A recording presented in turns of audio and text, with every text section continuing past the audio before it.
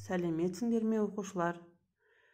Мен Жамбыл облысы Қордай ауданы номер 14-ші Әбілмүсіпбаев атындағы орта мектептің информатика пәнінің мұғалімі Донбаева Клара Балқыбекқызы. Бүгін біз сіздермен 5-ші сыныптан информатика пәнін өтетін боламыз. Бүгінгі сабағымыздың тақырыбын ашу үшін суретке мұқият назар аударайық. Суретте әртүрлі ақпарат сақтауға және тасымалдауға арналған құрылғыларды көріп тұрмыз. Сонымен сабағымыздың тақырыбы параграф 26 ақпаратты цифрлы тасымалдаушылар. Оқу мақсаты сандық ақпараттың цифрлық тасымалдау құралдарын сипаттау. Ал енді балалар, адам ақпаратты қалай тасымалдады екен? Бүгін сабақта осы тасымалдау құралдарымен танысамыз. Ежелгі адамдар өз ұрпақтарына маңызды ақпарат жеткізу үшін қалай жазу керектігін ойластыра бастады. Ең алғашында мәліметтерді құмға жазды, сосын топыраққа жаза бастады. Кейіннен адамдар ақпаратты тасқа қашап жазып, сақтайтын болды. Құм, топырақ, тас – бұлар ақпарат тасымалдаушылардың алғашқысы. Кез келген ізіне белгі қалдыруға болатын нысан ақпарат тасымалдаушы бола алады. Ең алғашында адамдар ақпаратты тасқа сурет түрінде жаза бастаған. Кейіннен қандай да бір алфавиттің белгісі не нышаны түрінде ретінде сақтаған. Тасты әлдеқайда жеңіл, саз балшықтан жасалған тақтайша алмастырды. Ал мәліметтерді сақтайтын мына тәсілдер пайдасыз болып шықты. Олар ауыр, кейбірі сапасыз, әрі мәліметтерді ұзақ сақтауға болмайды. Одан кейін адамдар жеңіл, берік, шағын, жазуға ыңғайлы ақпарат сақтауға және тасымалдауға болатын құрылғыларды ойластыра бастады. Ертедегі ақпарат тасымалдаушылар былай болды. Шамамен біздің заманымызға дейін 3-ші ғасырда Мысырда Ніл жағалауында өскен ұзын қамыстың папирус, яғни сабағынан жұқа парақ дайындау технологиясын ойлап тапты. Ұзақ ғасырлар бойы жазба құжаттар пергаменттік бұрама қағазда жазылған болатын. Оларды жануарлардың терісінен жасаған еді. Теріні илеп, жұқа парақ болатындай етіп созатын.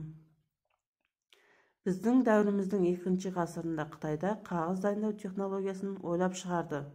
Еуропаға қағаз тек 11-ші ғасырда, ал Ресейге 16-ші ғасырда жетеді.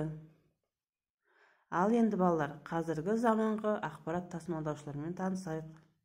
Олардың бірі иілгіш магниттік диск. Оған дискеттер жатады. Дискеттердің көлемі бірнеше мегабайт қана болады. Олар 1970 жылдан бастап 1990 жылдардың басына дейін кең таралды. Бұл тасымалдаушыны адамдар ұзақ жылдар бойы жаппай қолданып келді. Ақпарат тасымалдаудың келесі түрі ол ленталық ақпарат тасымалдаушылар. Олар өте жұқа, магнитті лентадан тұратын тасымалдаушылар. Оларға таспалар, аудиотаспа, видеотаспа тағы басқа жатады. Көлемі бірнеше мегабайттан бірнеше гигабайтқа дейін бола алады. Келесі ақпарат тасымалдаушының түрі өзіміз күнделікті қолданып жүрген оптикалық диск тасымалдаушылар. Оларға CD, DVD сияқты тасымалдаушылар жатады. Олардың көлемі бірнеше гигабайт болады. Келесі ақпарат сақтауға арналған құрылғымыз қатқыл магниттік диск. Көптеген компьютерлерде негізгі есте сақтау құрылғысы болып табылады. Қатқыл дискте өте көлемді ақпарат сақталады. Олардың көлемі бірнеше гигабайттан бастап терабайтқа дейін болады. Келесі ақпарат тасымалдаушы сақтаушы құрылғы, яғни өзіміз күніге қолданып жүрген USB флеш жинақтауыш. Бұл өте ыңғайлы және кең таралған тасымалдаушы. Көлемі бірнеше гигабайт бола алады. Қазіргі кезде ақпарат тасымалдауға тасымалдаушы құралдарын қажет етпейтін жандар да бар. Олар электрондық пошталарды немесе әлеуметтік желілерді пайдаланады. Яғни өте кең тараған WhatsApp, Twitter, Facebook және әртүрлі электрондық пошталарды пайдаланып, адамдар ақпаратты тасымалдай алады екен. Енді сабағымызды қорыту үшін мына сұрақтарға жауап берейік. Ақпарат тасымалдау дегенді қалай түсінесіңдер? Ақпаратты тасымалдау құралдарына нелер жатады?